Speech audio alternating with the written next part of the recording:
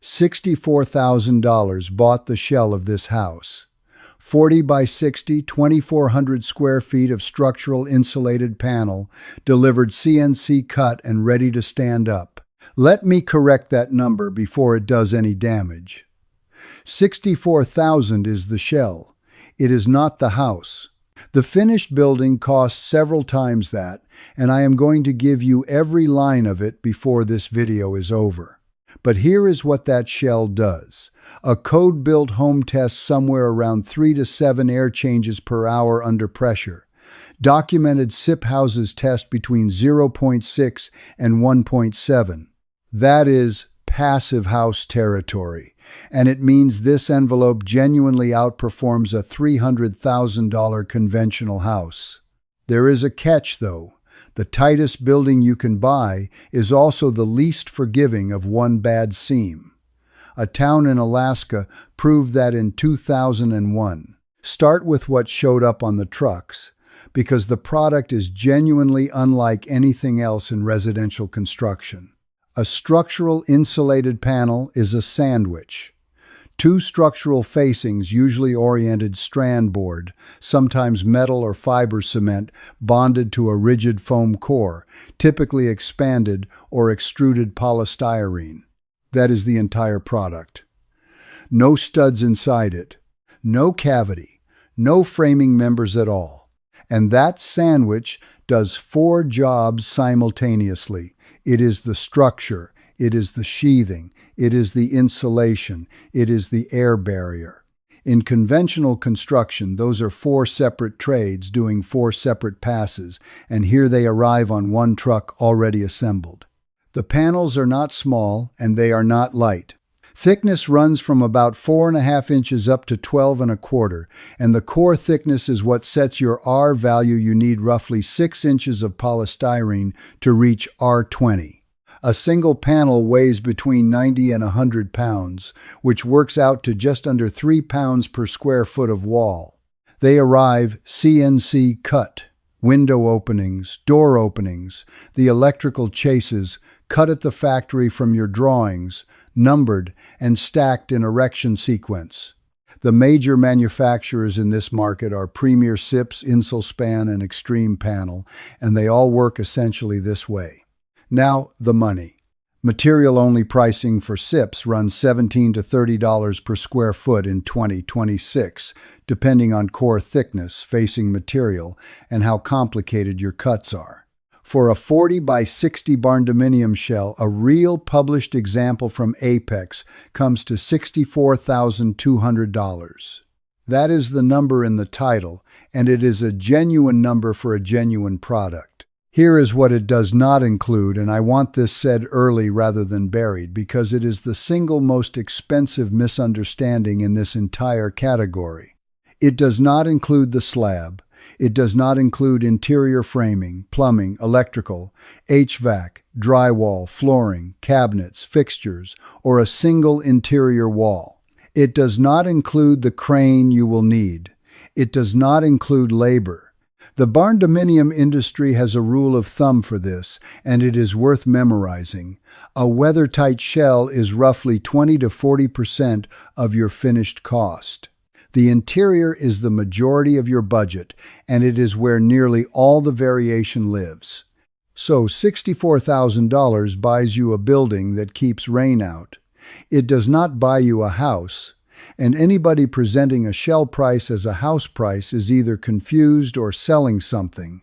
The finished number is coming in about 10 minutes, with every line in it. But first, I want to show you what that shell actually does, because the reason people pay a premium for these panels has very little to do with the panel itself. It has to do with how fast it goes up. An 8,000 square foot house in rural Oklahoma was framed and completely enclosed in 13 days. That build was documented at length by a builder rather than claimed in a brochure, and it is the clearest illustration of what this system actually sells. 13 days, for a house more than 3 times the size of mine. Here is why it happens, and it is not because the crews work harder. Walk through conventional framing for a moment. Somebody lays out the plate and marks stud locations. Somebody cuts and stands the studs. Somebody sheathes the outside. Somebody wraps it.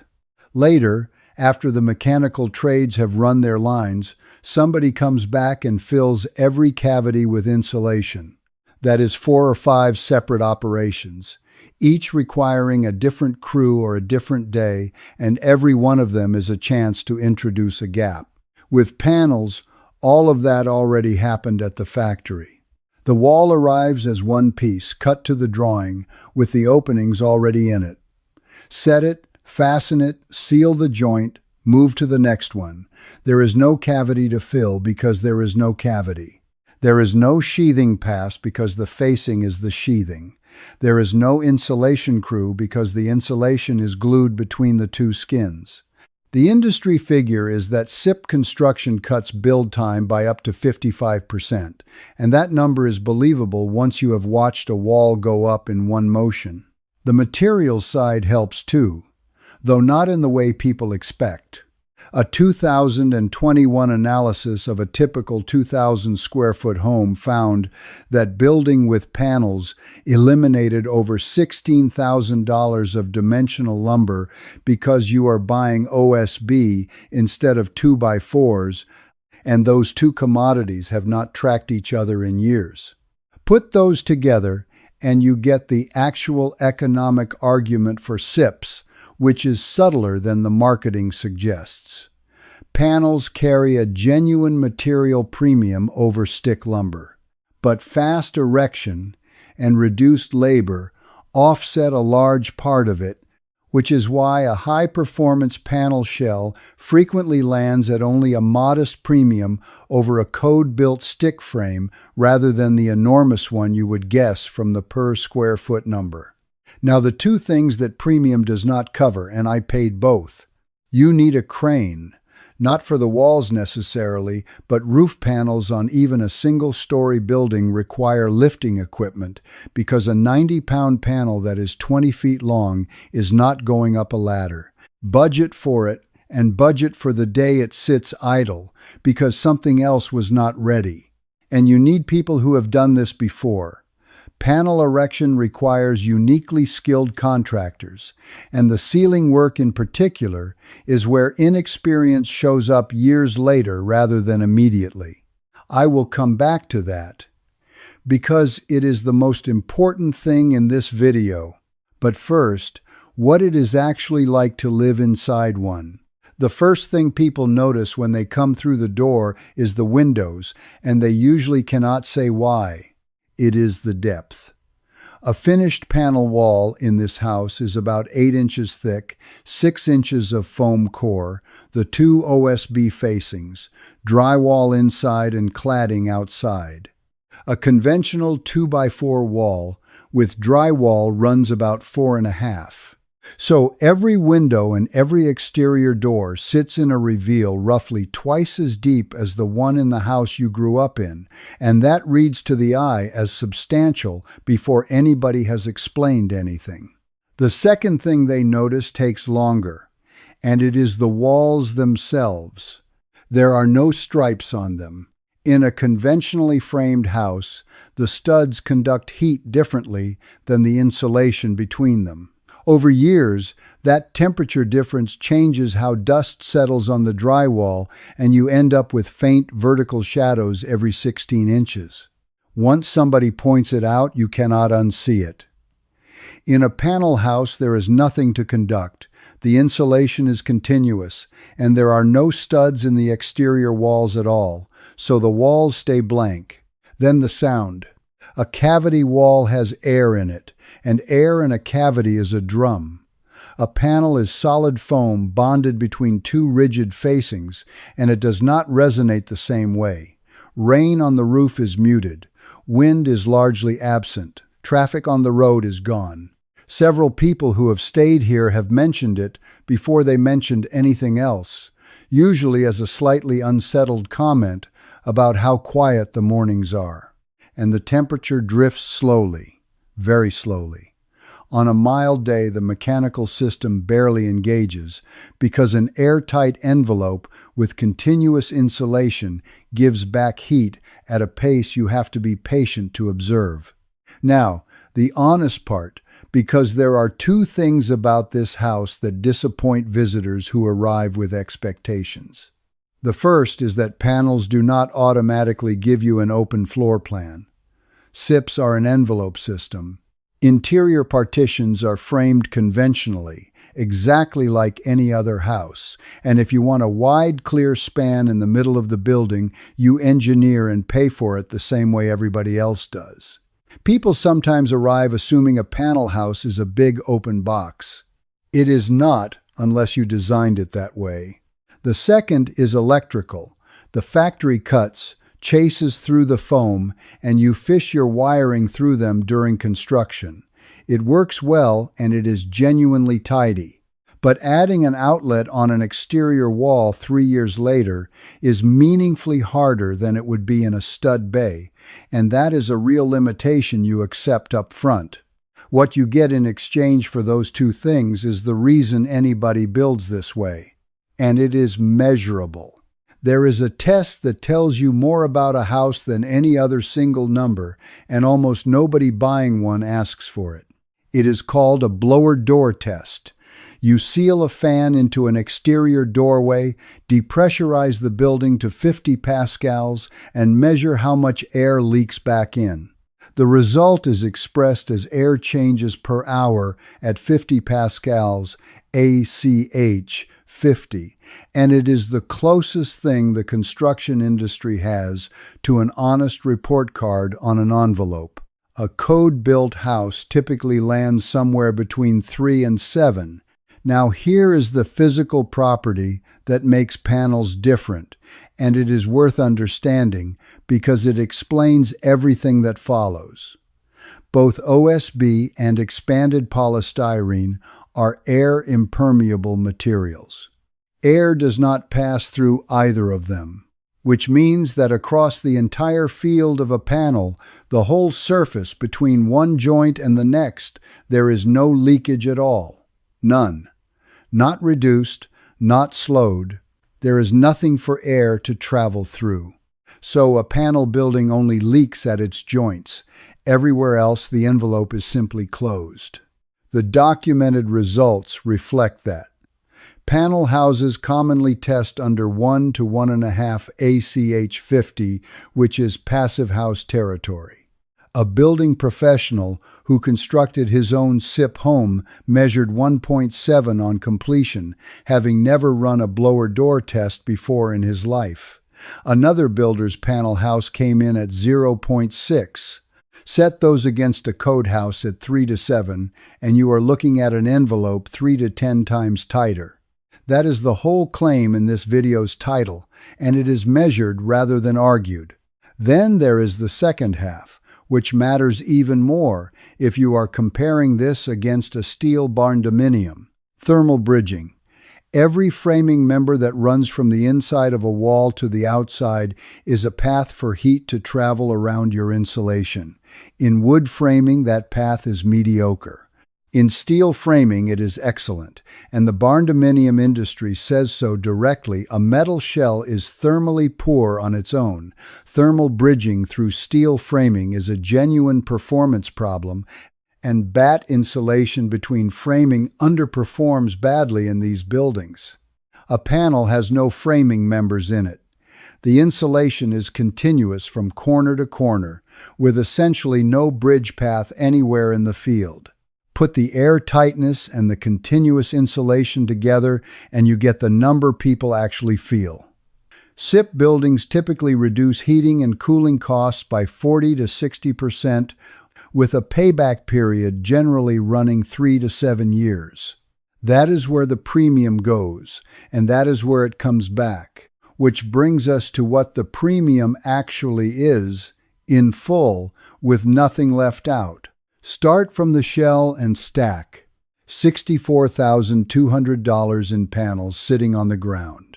On top of that comes the foundation, the crane and the erection crew, roofing, windows, exterior doors, and cladding.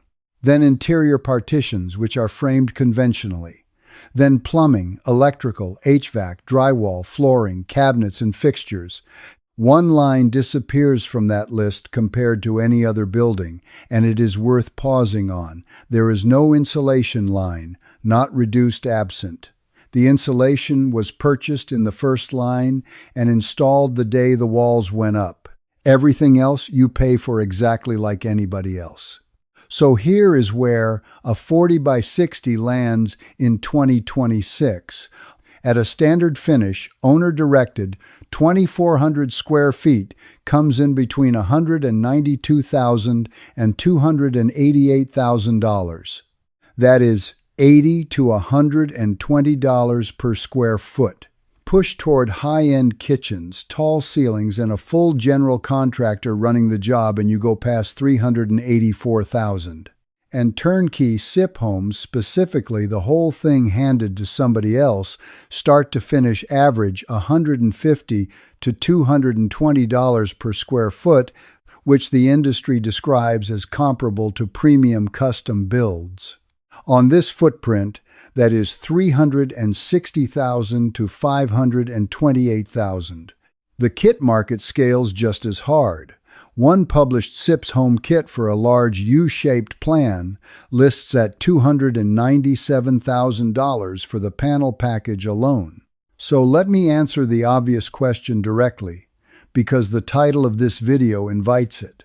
Does this house cost less than the $300,000 house it outperforms?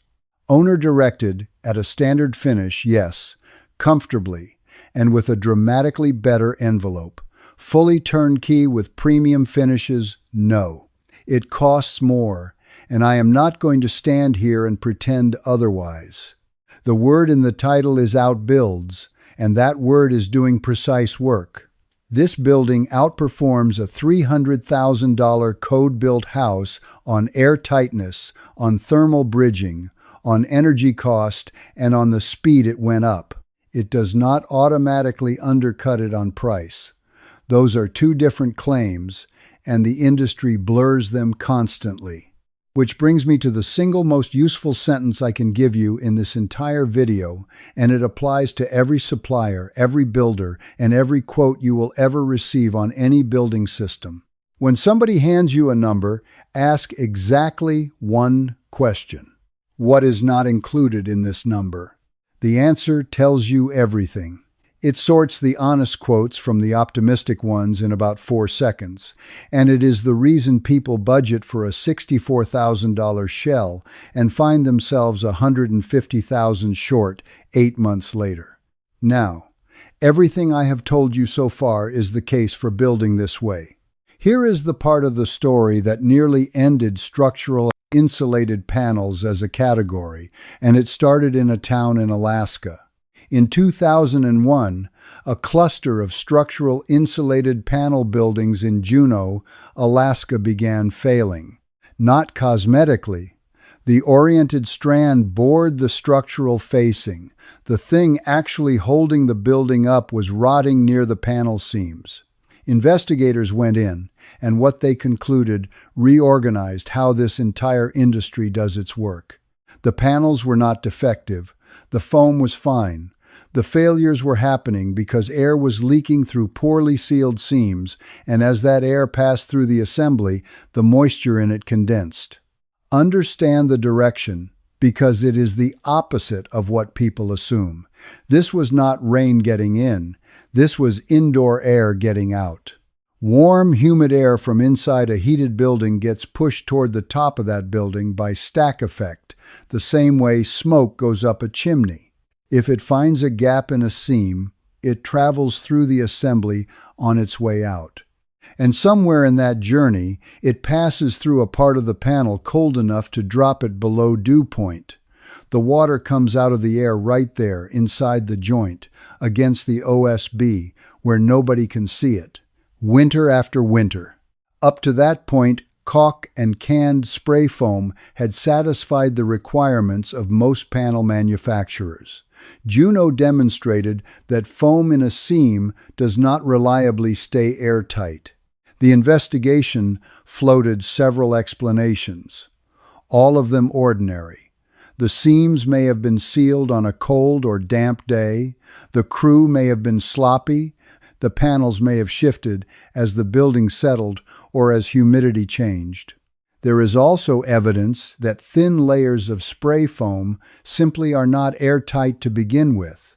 After Juno, manufacturers began recommending interior tape in addition to caulk and foam. Products like Siga Cicrol, Siga Wiglov, and Arcontrol's own SIP tape became standard practice rather than an upgrade. That should have been the end of it. It was not.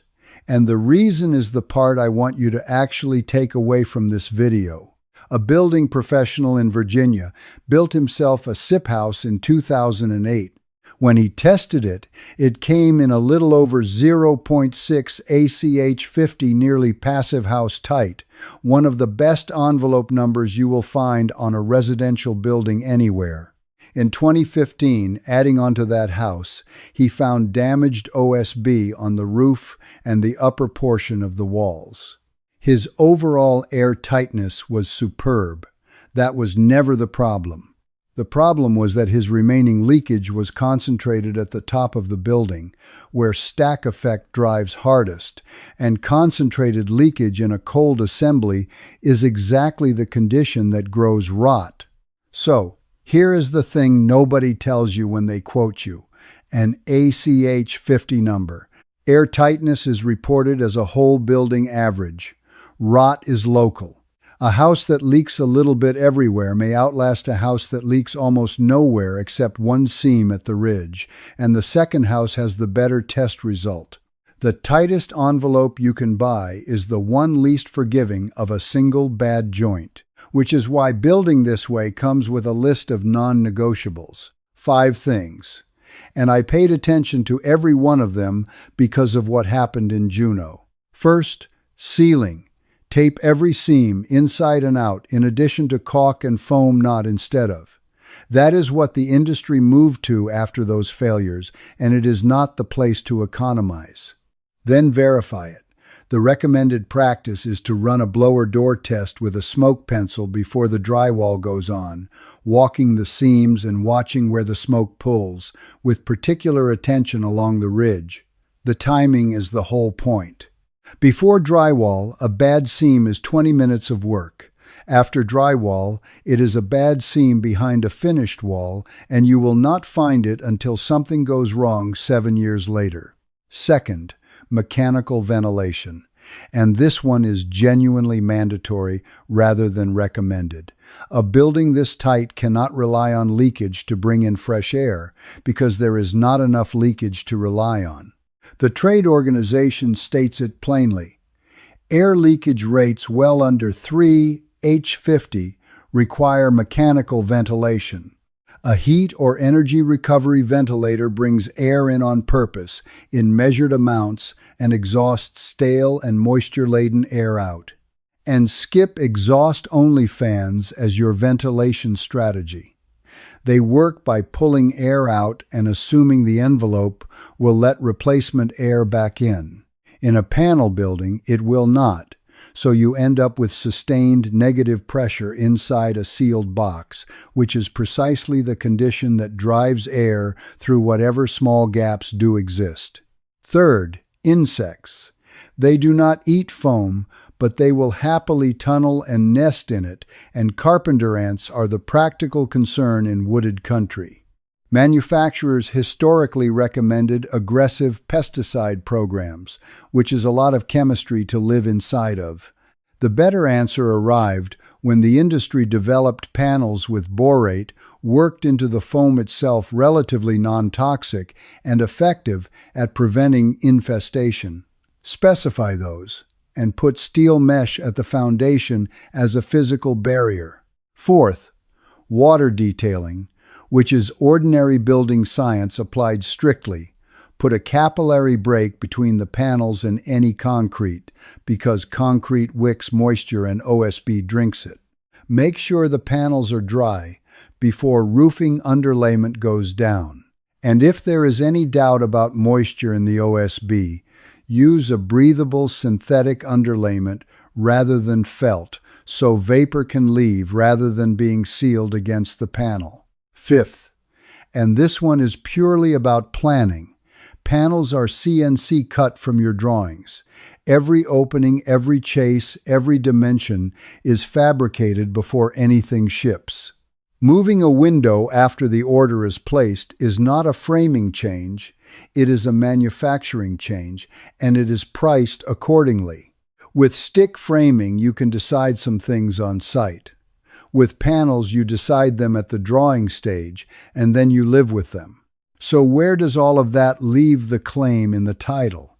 Split it in two, because that title contains two separate claims, and only one of them is about money. The performance claim holds completely.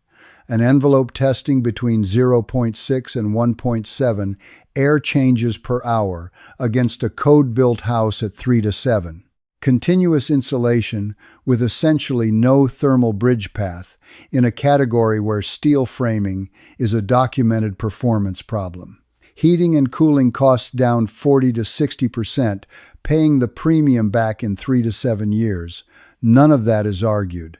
It is measured by a fan in a doorway, and you can have the same test run on your own building. The price claim depends entirely on who swings the hammer. Owner directed at a standard finish, this building comes in under $300,000 with a far better envelope. Fully turnkey, with premium finishes, it costs more than the house it outperforms.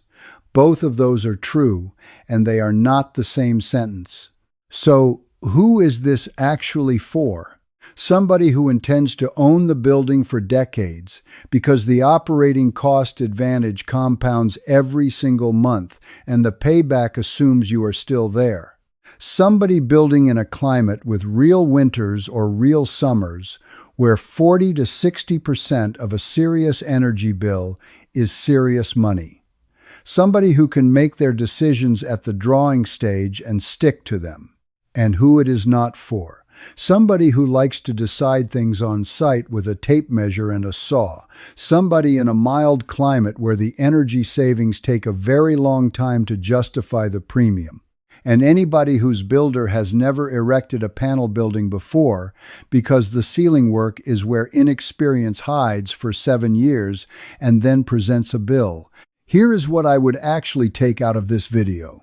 You are not buying panels. You are buying an envelope. And an envelope is worth precisely what its worst seam is worth, no matter how good the average looks on a test report. So before you sign anything with any panel builder, ask them one question.